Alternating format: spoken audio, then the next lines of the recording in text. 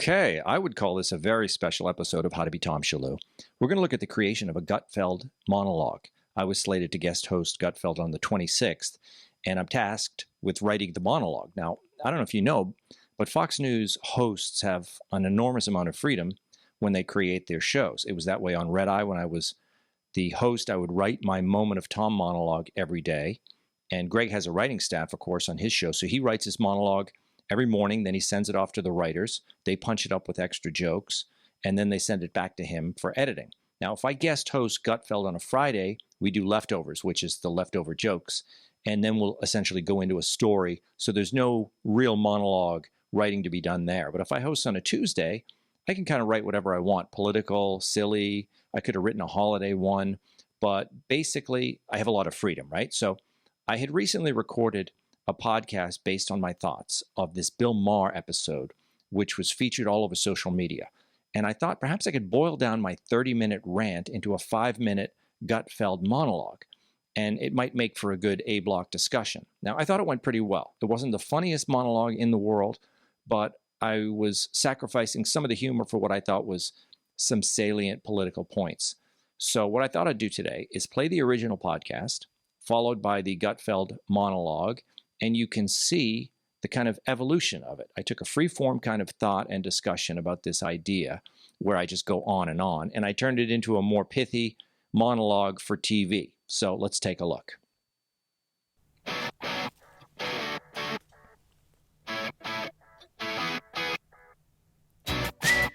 How to Be Tom Shillue, a podcast starring me, Tom Shillue.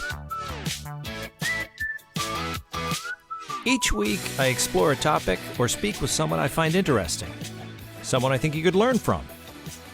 By listening, you might gain some insight into what it's like to be Tom Shillue. Now, why would anybody want to do that? Well, look, you have to model yourself after someone, right? Might as well be me. I mean, who are you going to be, Albert Einstein? Much easier to start with someone simple, like me. Tom Shillue.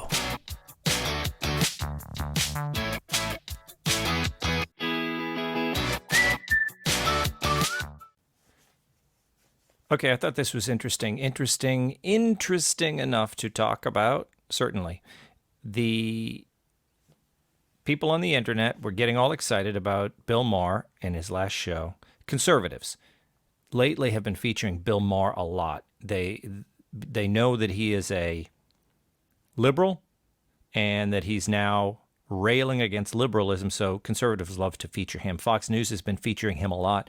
So let's go to something that was shared by a lot of conservatives. I think this is Benny Johnson, who's a big, total MAGA type conservative. He said, this is the greatest monologue you're going to see all week, and I'm going to share it for you now just to get a flavor before I comment on it. As an Ivy League graduate who knows the value of a liberal education, I have one piece of advice for the youth of America. Don't go to college.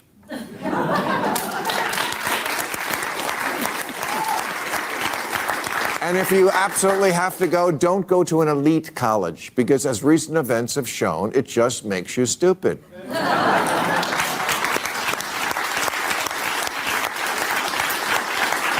There are few, if any, positives to come out of what happened in Israel, but one of them is opening America's eyes to how higher education has become indoctrination into a stew of bad ideas, among them the simplistic notion that the world is a binary place where everyone is either an oppressor or oppressed.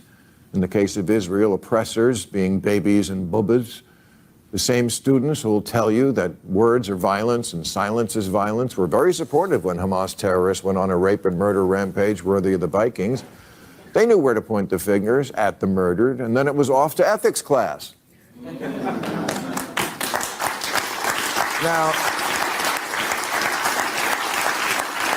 I recognize... Okay, let's stop it there. I'll go back to what I'm talking about here. Should I stop sharing the screen? Yeah. Okay.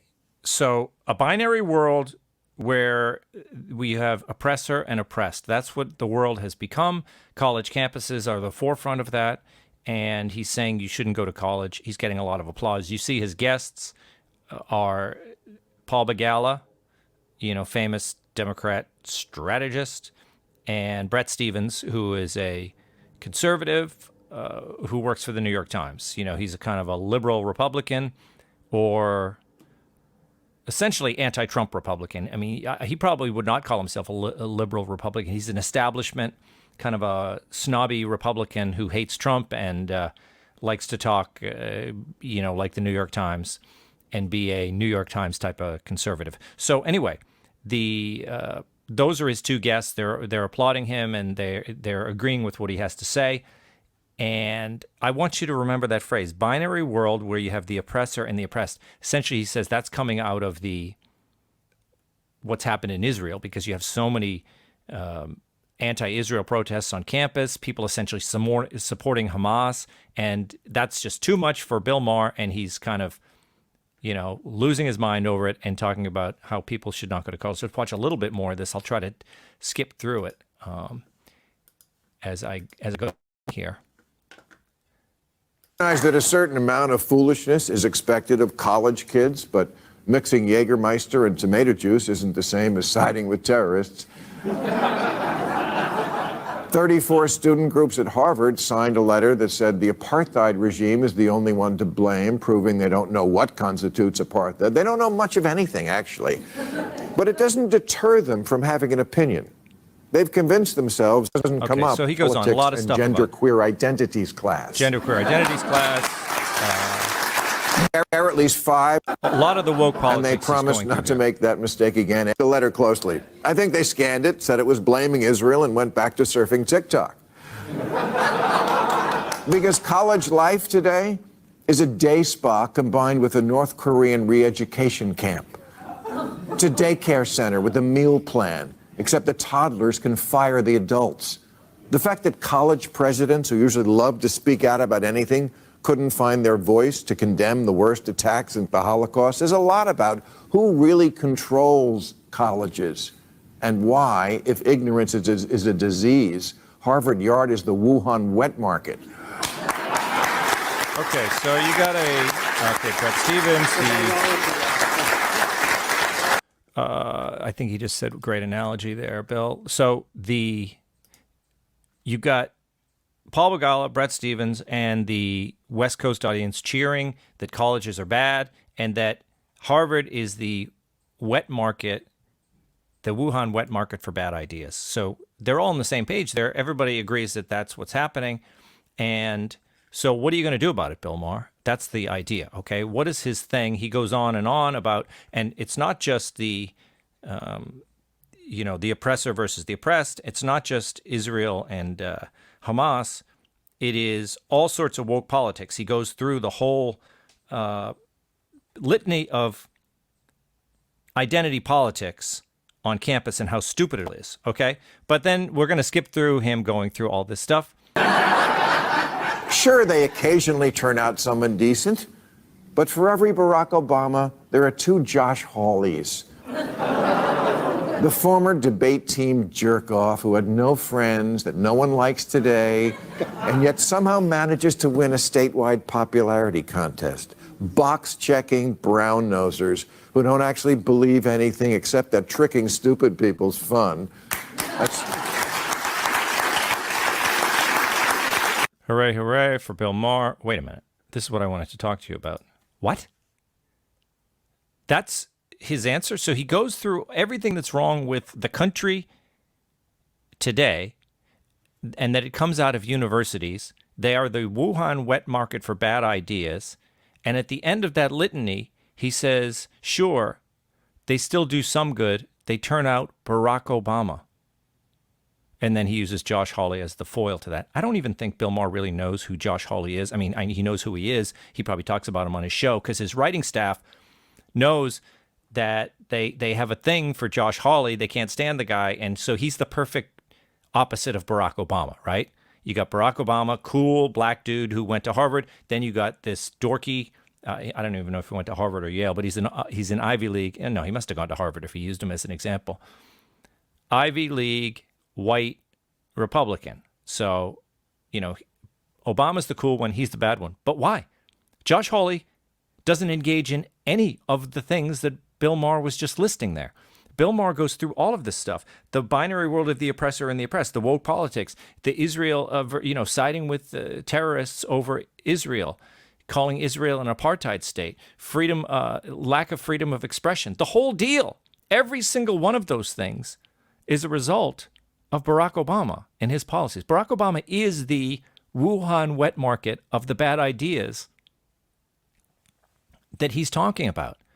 No one in modern American life has driven the country more toward all those bad ideas that were listed by Bill Maher.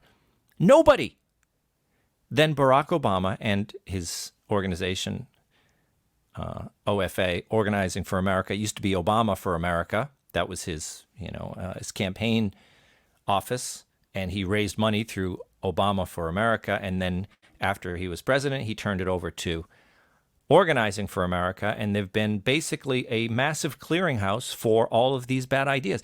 And it's amazing that someone like Bill Maher, and he can do it without Benny Johnson remarking on it. He does a whole monologue, and conservatives, they talked about this on The Five, I think, on Fox News. I don't know how many times, I don't look at all the conservative shows, but the number of people sharing this Bill Maher clip, and most of them didn't share the thing about Barack Obama, but they were all, look at Bill Maher. He's really woken up, and he's really, whatever. Bill Maher is showing that he doesn't seem to have any understanding of anything that he's talking about at all. And the thing is that Bill Maher, he's obviously a bright guy, but he doesn't seem to know a lot. Like, I've watched his podcast, and some of you might have seen the one he did with Greg Gutfeld.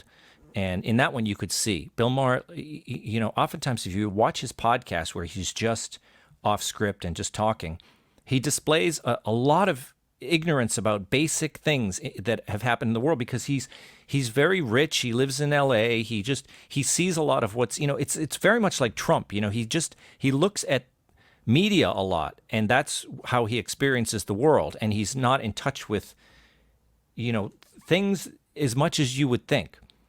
And he's able to put his show together. It's very hard to put a show together. I know. I used to do a daily show. You don't always stay up on the news. You stay up on the things you need to stay up on in order to do your show. And Bill Maher obviously doesn't know anything about what's going on in the world. If he can cite Barack Obama as the good Harvard guy and Josh Hawley as the bad Harvard guy, now you can believe that Barack Obama is the good Harvard guy if you're a leftist and you realize the effect that Barack Obama has had on the country. But if you are looking at the country and you're seeing all these bad ideas, and you still come away by saying Barack Obama's the cool one, it's really amazing. This is something Joe Rogan does as well. Like, you look at Joe Rogan says best president of his lifetime was Barack Obama. That's what Joe Rogan says. And yet he goes through all of this stuff and he realizes all the nonsense that has happened. But, Rogan knows about the nonsense of COVID. But the nonsense of COVID came from Barack Obama. Barack Obama was the one who instituted a national healthcare system. He nationalized the healthcare system in a way that no one's ever done before. He was able to do that because people were like, oh, we like him. He's a good guy. When Hillary Clinton tried to nationalize the health system, there was enough skepticism and said, I don't think we need this lady telling us how we're going to run. But Barack Obama, he came in, he is the biggest empty suit in the history of American politics, and maybe in the history of America. Barack Obama is not a particularly bright guy. He's almost never said anything smart. I need you to supply me with something he's ever done that's inspiring or smart.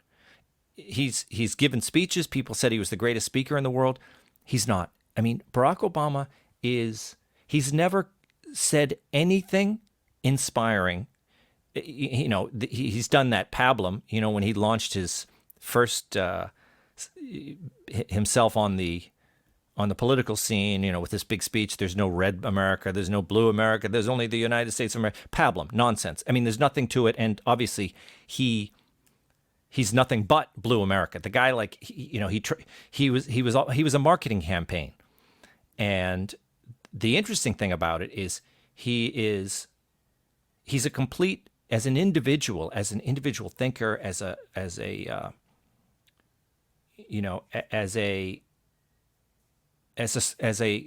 person, with ideas. He doesn't have any. He's just a generic leftist, and he worked in the world of activist politics. You know, people often talk about that Chicago style politics or whatever. So I mean, he's not a total idiot, but what I'm saying, he's not particularly, he's not one of the smartest guys around.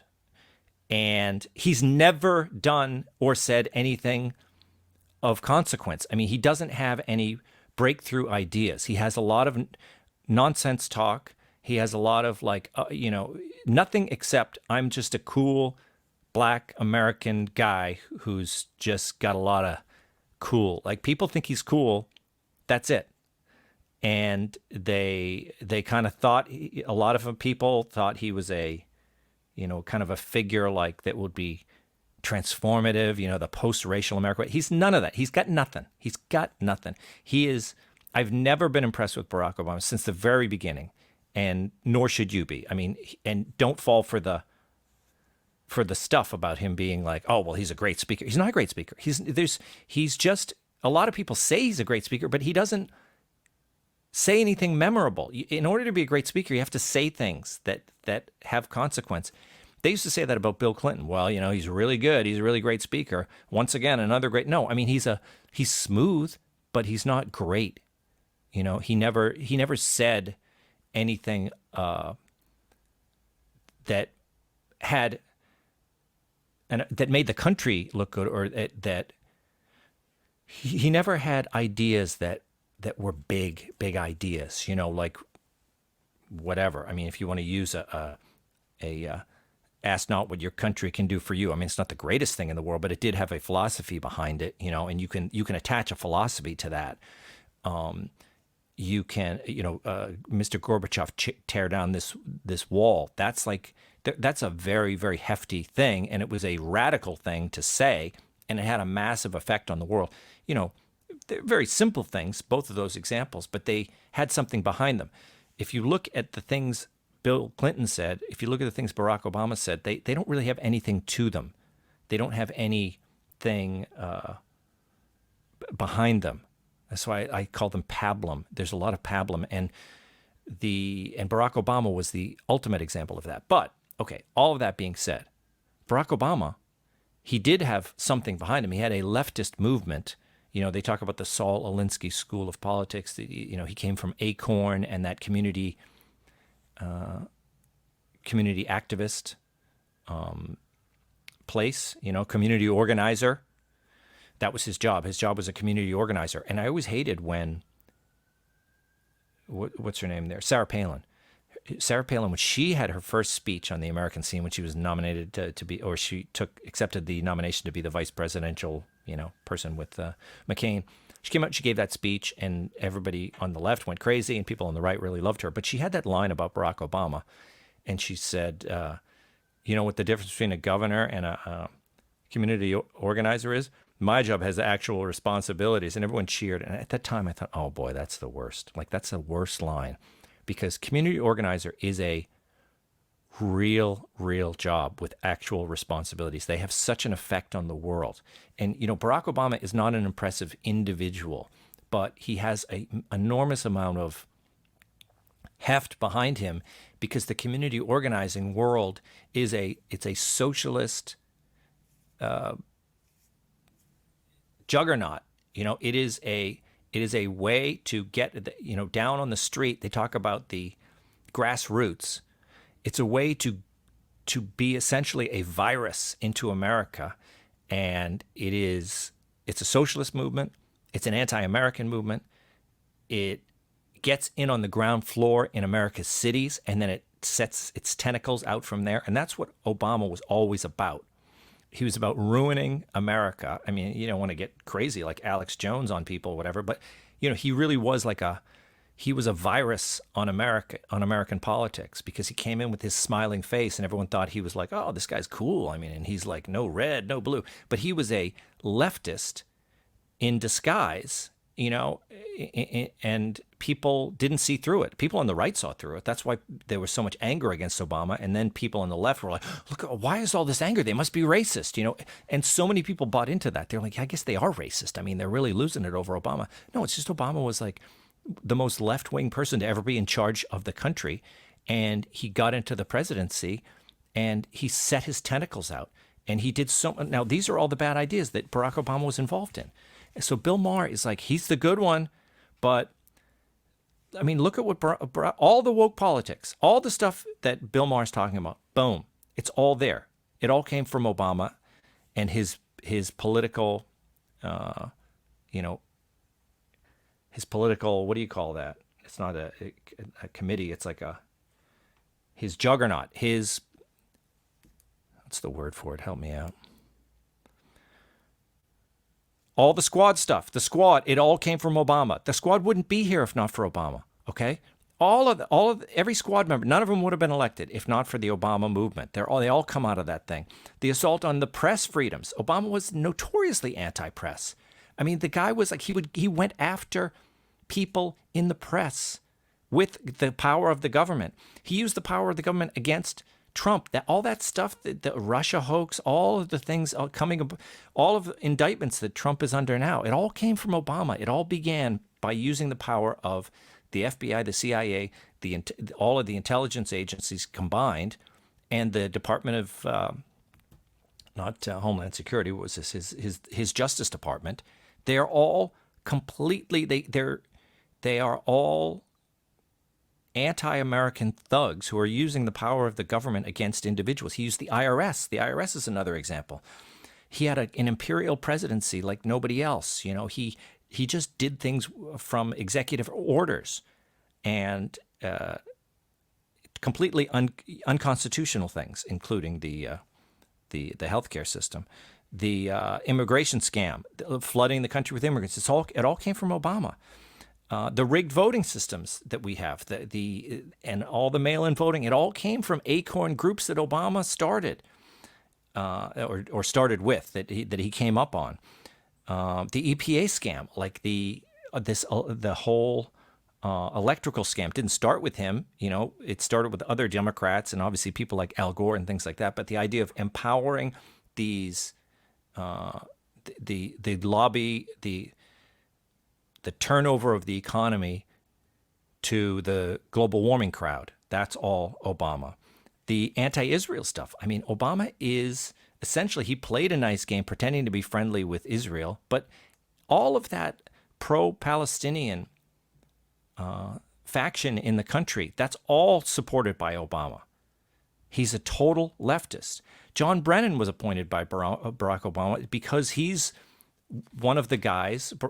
John Brennan was essentially one of the top men in that whole using the intelligence services to turn the country leftist. John Brennan, former communist. So Barack Obama, absolutely terrible. And some of you might think that the idea of, you know, Obama as being a lightweight, he's a lightweight individual. You know, he's not the smartest guy in the world, but he's got a lot of charm, and he is in control of a very formidable organization. But you don't have to be the smartest guy in the world to do that. So I'm saying he's had a unbelievable effect on the country, but that doesn't, you know, it's not to say that he's like an evil genius. He's not a genius. He's just a kind of he's a regular guy, but regular guys can have a great effect on the world. So you might think there's a little bit of a contradiction there, but it's not. So Bill Maher goes on to, let's just watch a little more of him. And let me share this. Share the screen.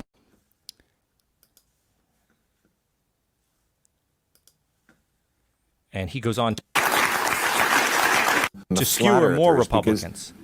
They just hate elitists Yale and Harvard. Okay. Vivek Ramaswamy, Yale and Harvard. Ron DeSantis, Yale and Harvard. Ted Cruz, Princeton and Harvard. Pat Robertson, George W. Bush, Tom Cotton, Mike Pompeo, Bill O'Reilly, Steve Bannon, Jared Kushner, most of the Supreme Court. There's a special magic that links Harvard types and being utterly face-punchable. Oh, yeah, Paul will go, oh, yeah, Brett Stevens, they love that. Okay, so I would think maybe someone like Benny Johnson would be like, look, Bill Maher is just, he's making his point, and it's okay that he's trying to use it on Republicans because he's trying to convince leftists that colleges are bad.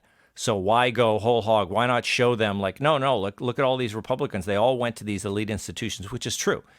But the fact that all of these, a bunch of, Republicans went to Harvard and a bunch of Democrats went to Harvard, that doesn't really show you anything unless you are wary of elites.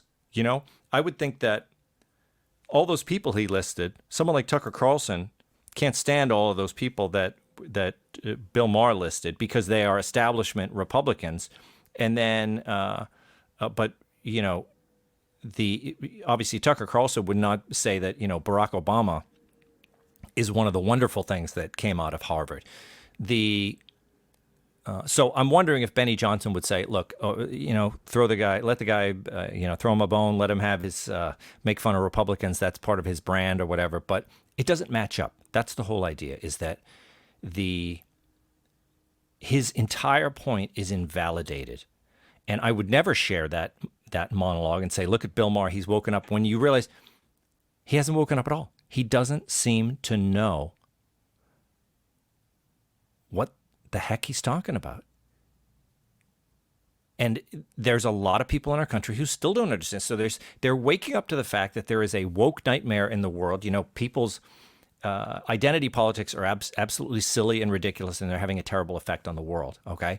There are too many leftists in our government and in our streets, to the point of you have people now openly sympathizing with, terrorists, right? Huge.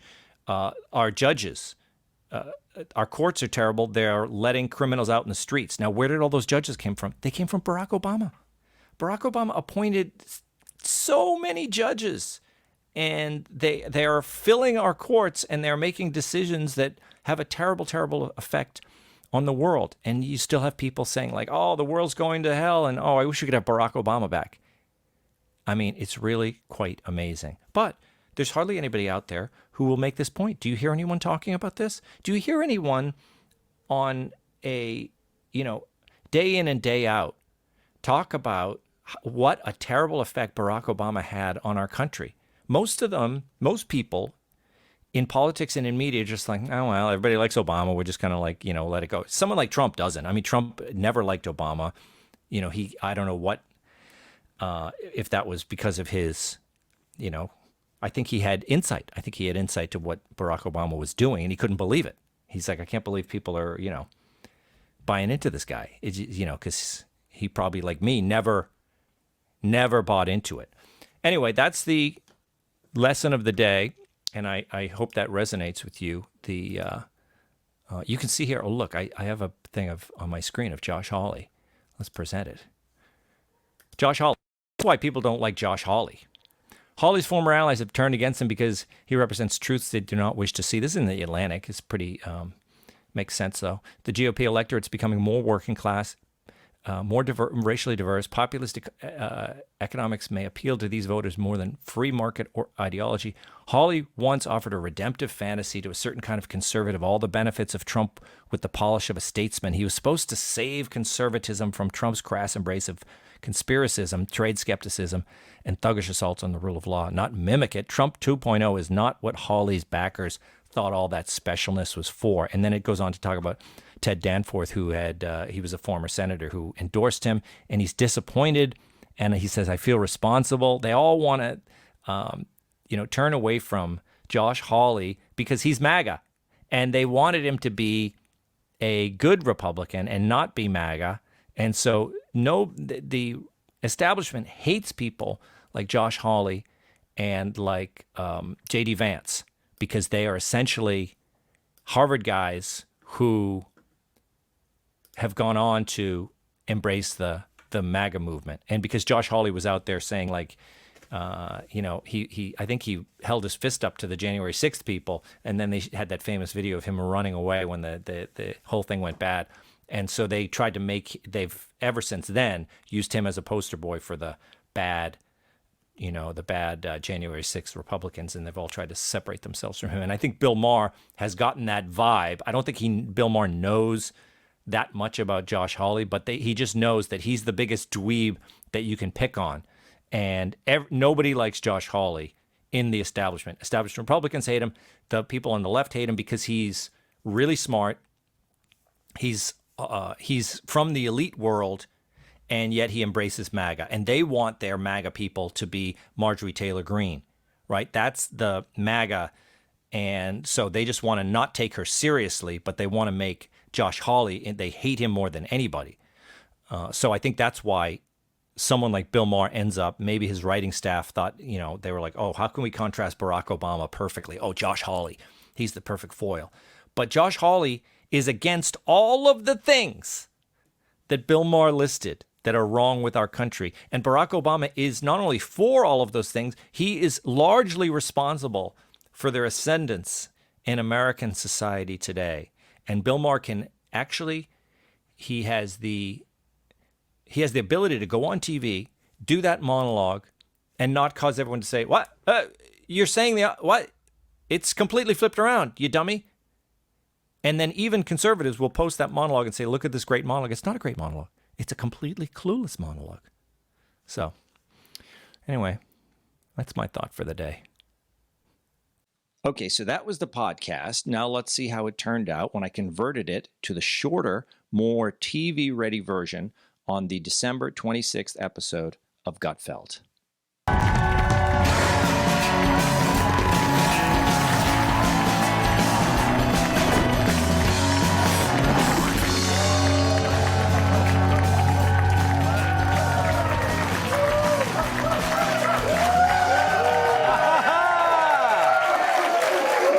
Happy Tuesday, everyone. I am Tom Shillue in for Greg Gutfeld, who I'm told is busy fighting extradition.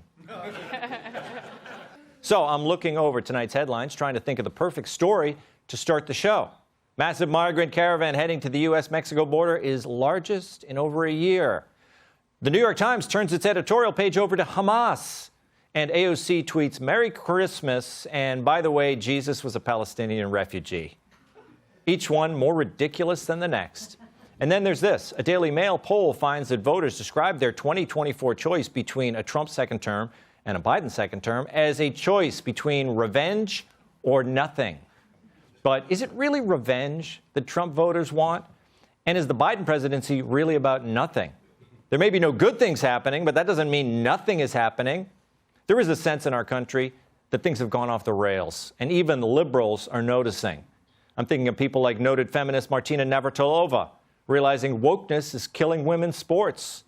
Dave Chappelle, refusing to allow a few privileged groups to decide what he's allowed to think and say. Or celebrated liberal Democrat Barry Weiss, who's not so celebrated anymore now that she thinks and writes for herself. Or Bill Maher. He keeps telling fellow liberals, hey, slow down. We're ruining everything, guys. Look at this recent rant by Maher. And I have one piece of advice for the youth of America. Don't go to college. Opening America's eyes to how higher education has become indoctrination into a stew of bad ideas, among them the simplistic notion that the world is a binary place where everyone is either an oppressor or oppressed. He went on to say things like, if ignorance is a disease, Harvard Yard is the Wuhan market. To applause from his liberal audience. Like anyone who stays at a Motel 6, when things get this bad, you have to wake up. So Bill Maher, like many other American liberals, has noticed American education and liberalism in general is about illiberal things, like quashing free speech and separating people into groups based on their race and outlawing debate. But here's what I found most interesting. His conclusions about elite schools like Harvard Sure, they occasionally turn out someone decent, but for every Barack Obama, there are two Josh Hawleys. The former debate team who had no friends, that no one likes today, and yet somehow manages to win a statewide popularity contest. You see, they still can't quit their patron saint of cool, Barack Obama. Don't they understand everything that's bad about our country today, our crumbling cities, an army of migrants crossing the border, the weaponization of our intelligence services, the woke mind virus that's taken over corporate America? It's all a project of Obama, Inc. Remember him socializing medicine as Obamacare? As if a guy living in a $30 million Martha's Vineyard hideout cares about anything except making sure the help keeps his pool clean. His spreading the wealth around? That's funny. How much of it was spread to him and his friends? His international red line, that vanished faster than Gutfeld when the dinner check arrives. Ask Jesse. His pivot to Asia? Well, China just told Biden they're taking Taiwan any day now. Mitch McConnell playing pickleball pivots better than Obama. There's an old saying that American politics is played between the 40-yard lines. That was Barack Obama. He took us into the left's end zone, and the Dems haven't left since. So the chaos you see around you is on purpose. That's the leftist plan. If you want to make an omelet, you got to break some eggs. You got to tear down society so you can rebuild it in your image. That's always been how the left achieves utopia. Let out enough murderers, and people will beg for the secret police. So the Democrats may lose in 2024 for all the wrong reasons. Sure, Biden is old and incompetent, but it's the liberal policies themselves that have hurt the country. Even when Obama ushered in his ideas with youth and confidence, it didn't matter. The policies still failed. Some call Biden's presidency Obama 2.0. It's like a tattoo on an 81-year-old. Sometimes horrible ideas get worse over time. Let's welcome our guest! Well, that's how we did it. I hope you learned something today. I feel like I did. If you want to see the whole episode of Gutfeld, I'm going to post a link to it on tom.locals.com. And if you're not a member over there, I encourage you to go do that right now, tom.locals.com. That's a place where we can not only consume some of this content that I produce in the podcast and other places, but we also invite you to comment on it and to post your stuff as well. A lot of fun. Thank you so much. We will see you next week on How to Be Tom Shillue.